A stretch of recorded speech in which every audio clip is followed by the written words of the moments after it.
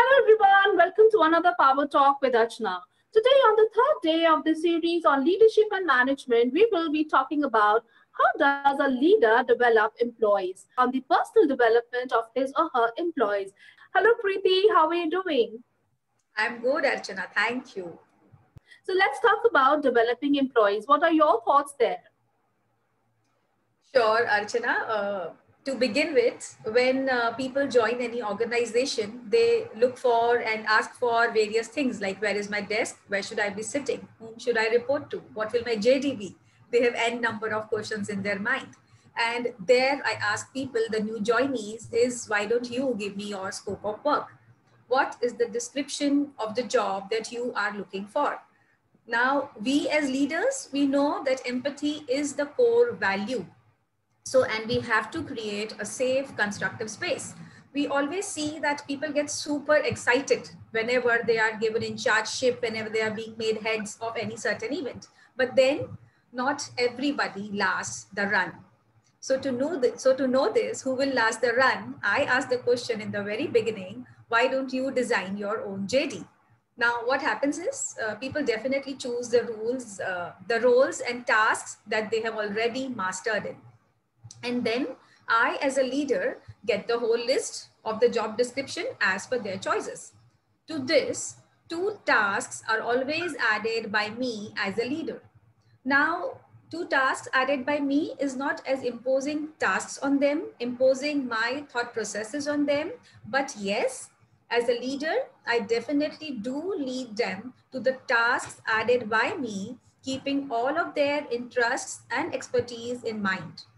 This way, as a leader, I am watering, I am nurturing the vision of how to develop my team members by asking them what is it that you want to go more deeper into and what is it that you need help at. Well, there are people actually who are good community managers, but then they may not be great at managing people.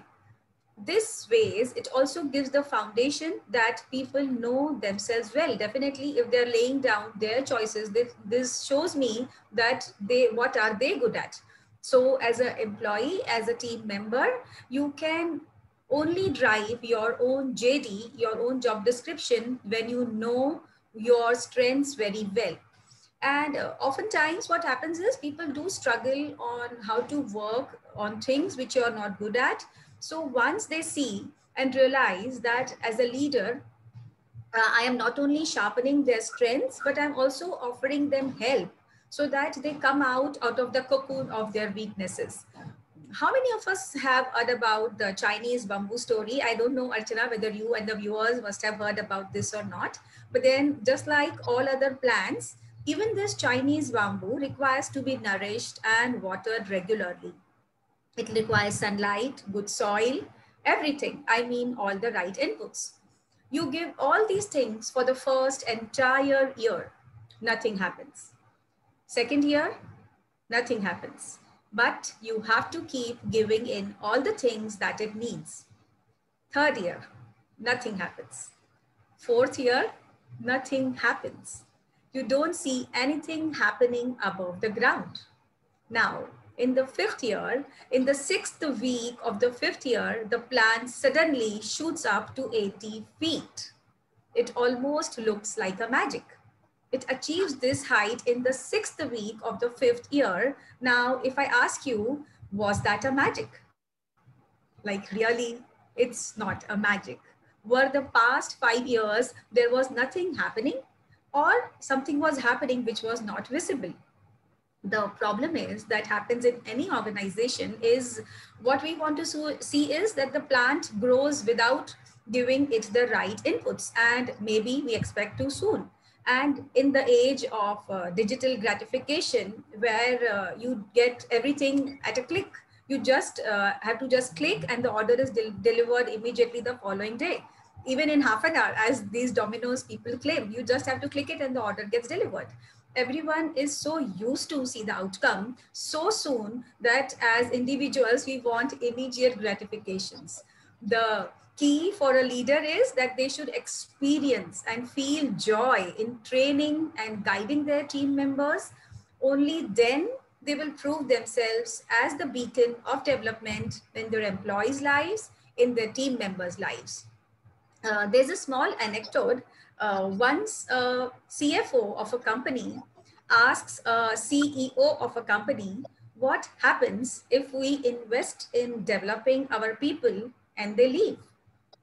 So to this, the CEO replied, what happens if we don't develop and they stay?